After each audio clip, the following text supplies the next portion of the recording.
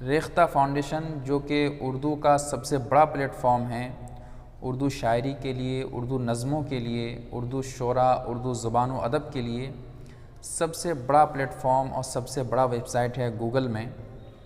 اس نے حال ہی میں ایک اردو ڈکشنری لانچ کیا ہے۔ یہ اردو ڈکشنری نہایت ہی عمدہ ہے اور اپنے آپ میں بے مثال بھی ہے۔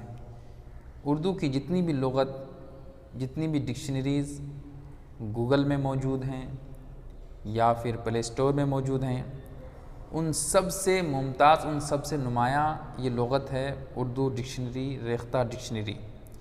اس کی سب سے بڑی خاصیت یہ ہے کہ یہ سے لسانی ہے، یعنی آپ اس ڈکشنری میں اگر کوئی اردو لفظ کو تلاش کریں گے، اس کا معنی تلاش کریں گے تو اس اردو لفظ کو اگر لکھیں گے، اگر اردو میں لکھتے ہیں تو اس کا معنی اردو میں بھی آتا ہے، ہندی میں بھی آتا ہے، انگلش میں بھی آتا ہے، اور اگر آپ ہندی میں لکھتے ہیں تو ہندی میں بھی آئے گا، اردو میں بھی آئے گا، انگلش میں بھی آئے گا۔ اسی طرح سے اگر انگلش میں لکھیں گے رومن اردو میں تو آپ اس کا معنی انگلش لینگویج میں بھی اور اردو میں بھی اور ہندی میں بھی، تینوں زبانوں میں کسی بھی ایک لفظ کا معنی دستیاب ہے، اور یہ اس کی سب سے بڑی خصوصیت ہے۔ اگر آپ کو اردو لکھنا نہیں آتا تو آپ بول کر کے بھی یہاں لکھ سکتے ہیں، یا پھر انگلش میں رومن اردو میں، یعنی اسپیلنگ جو ہے وہ انگلش کی ہوگی اور لفظ اردو کا ہوگا، تو اس طرح سے بھی آپ اس ڈکشنری میں سرچ کر سکتے ہیں۔ اسی طرح سے ہندی میں بھی سرچ کر سکتے ہیں۔ تو اس طرح سے یہ ایک بے مثال لغت ہے، بہت ہی عمدہ، بہت ہی اعلیٰ، بہت ہی نمایاں، بہت ہی ممتاز یہ لغت ہے۔ اس کو آپ یوز کیجئے، اس کے فائدے آپ خود بخود جانیں گے۔ ساتھ ساتھ اس میں اردو لغت کے ساتھ ساتھ شعر و ادب کے حوالے سے بھی، محاوروں اور کہاوتوں کے حوالے سے بھی آپ کے پاس اس میں مواد موجود ہے۔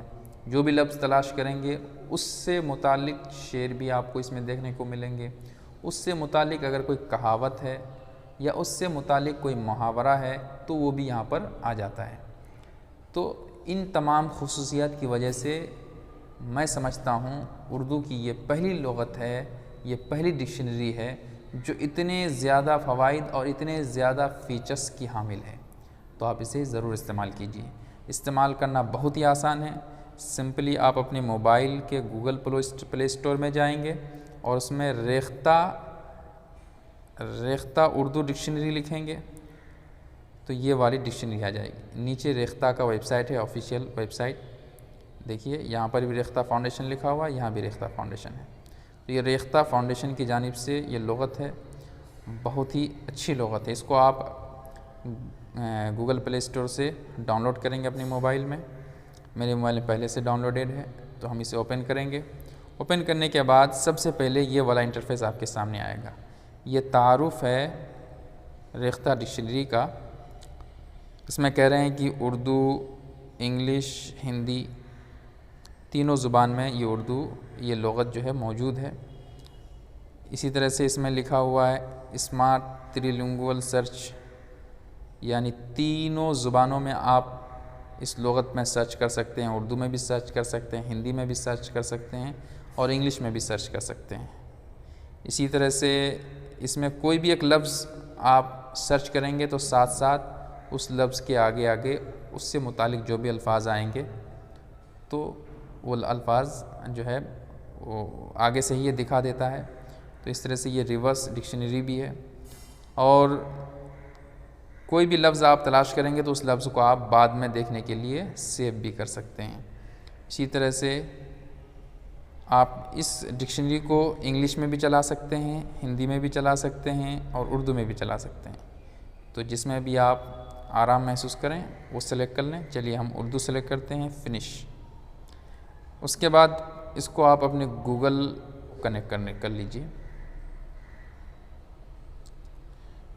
چلیے یہاں پر یہاں پر کلک کر کے اپنے گوگل اکاؤنٹ کو بس سلیکٹ کر دیں گے۔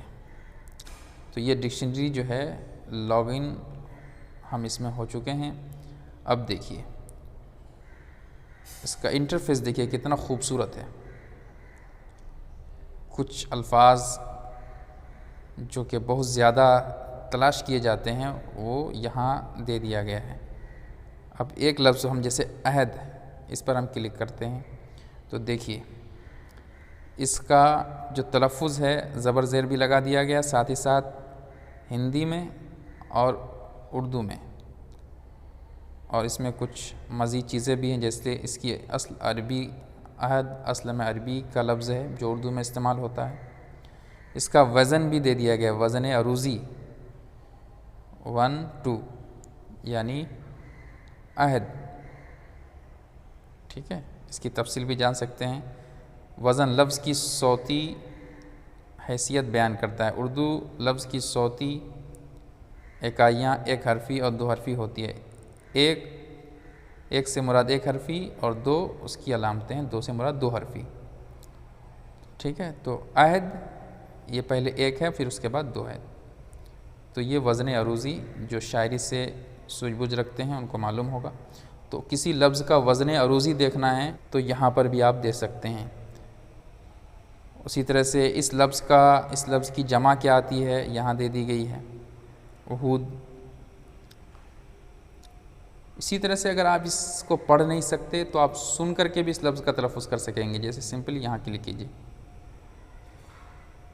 تو آڈیو آپ کو سننے میں آ جائے گا۔